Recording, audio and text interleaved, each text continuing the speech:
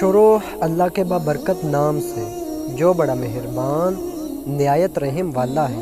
ایک استاد صاحب نے کلاس میں موجود جسمانی طور پر ایک مضبوط بچے کو بلایا، اسے اپنے سامنے کھڑا کیا، اپنا ہاتھ اس کے کندھے پر رکھا اور بولے تگڑا ہو جا۔ پھر اسے نیچے کی طرف دھکیلنا شروع کر دیا، یا یوں کہہ لیجئے کہ دبانا شروع کر دیا۔ وہ بچہ تگڑا تھا، وہ اکڑ کر کھڑا رہا۔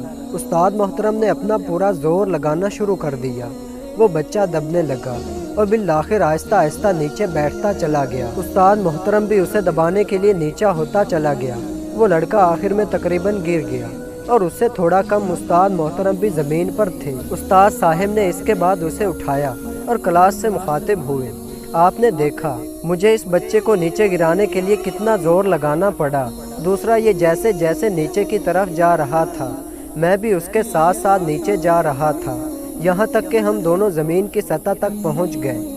استاد محترم اس کے بعد رکے، لمبی سانس لی اور بولے یاد رکھیے ہم جب بھی زندگی میں کسی شخص کو نیچے گرانے یا دبانے کی کوشش کرتے ہیں تو صرف ہمارا ہدف ہی نیچے نہیں جاتا، ہم بھی اس کے ساتھ زمین کی سطح تک آ جاتے ہیں، مطلب انسانیت سے گر جاتے ہیں۔ جبکہ اس کے برعکس ہم جب کسی شخص کو نیچے سے اٹھاتے ہیں تو صرف وہ شخص اوپر نہیں آتا، ہم بھی اوپر اٹھتے چلے جاتے ہیں، ہمارا درجہ ہمارا مقام بھی بلند ہو جاتا ہے۔